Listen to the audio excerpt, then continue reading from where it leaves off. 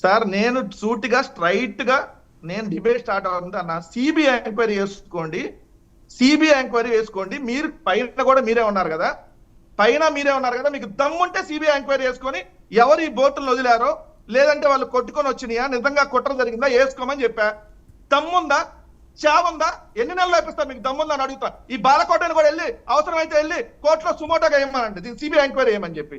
అంతే తప్ప ఊరకు పిచ్చివాగుడు ఆగి బ్లూ బ్లూ బ్లూ రంగు ఉంటే ఆయన కూడా బ్లూ రంగు వేసుకున్నాడు అంటే ఆయన కూడా వైసీపీయా? కాదు కదా. దానికి బ్లూ రంగు ఉంటే వైసీపీ అంట.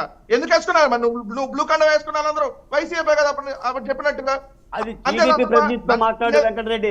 టీడీపీ ప్రతినిధితో మాట్లాడు, ఉన్నాడు అక్కడ.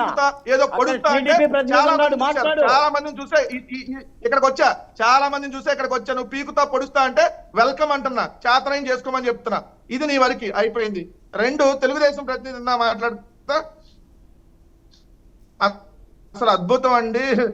అసలు ఇక్కడ విజయవాడలో జరుగుతున్న సహాయ కార్యక్రమాలు చూసి అసలు దేశం అంతా ప్రశంసిస్తుంది అన్నాడు. దేశం ఎందుకు, ఓటుకు నోటు కేసులో మీ పార్ట్నర్ ఉన్నాడు కదా, పక్క రాష్ట్రంలో ముఖ్యమంత్రిగా ఉన్నారు ప్రెసిడెంట్ రేవంత్ రెడ్డి అనే మీ శిష్యుడే. ఆయన మన స్టేట్మెంట్ ఇచ్చాడు, మనకు వరదల్లో చాలా మనం బాగా తెలంగాణలో బాగా వరదలను కంట్రోల్ చేయగలిగాం, సహాయ కార్యక్రమాలు చాలా బాగున్నాయి. పక్కన విజయవాడ చూస్తే తరుక్కుపోతుంది, నాకు ఖమ్మం ఆనుకోనే ఉందని. ముందే ఆయన సమాధానం చెప్పండి. నిన్న మీ బూత్ పత్రిక ఉంది కదా, ఆంధ్రజ్యోతి, దాంట్లో వచ్చింది చూడండి.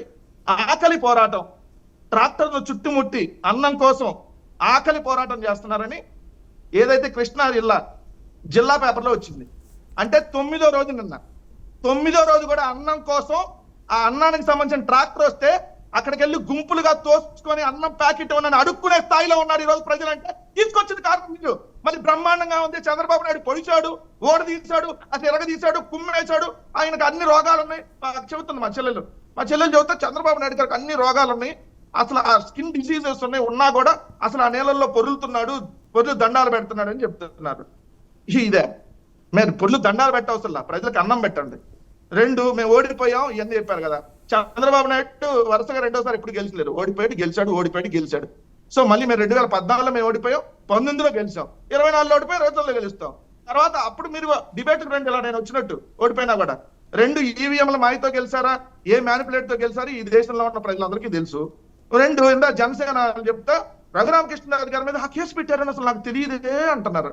లాయర్ అమ్మ, లాయర్ చెల్లి, మీకేం తెలియదమ్మా.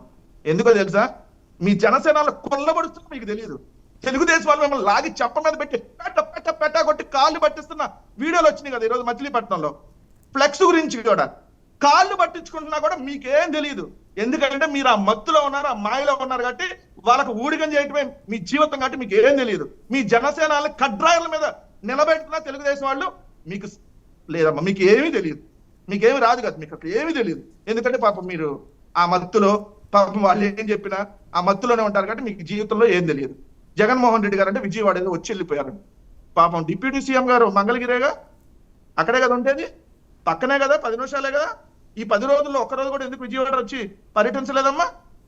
ఎందుకు పర్యటించలే? ఆయన ఓన్లీ పిఠాపురానికే ఉప ముఖ్యమంత్రి, ఆంధ్రప్రదేశ్ రాష్ట్రానికి కాదా? అంటే నేను ఆంధ్రప్రదేశ్ రాష్ట్రంలో మరి మంత్రులు వాళ్ళందరూ తిరుగుతున్నారు మీరే చెప్తున్నప్పుడు ఉప ముఖ్యమంత్రి ఎందుకెళ్ళా?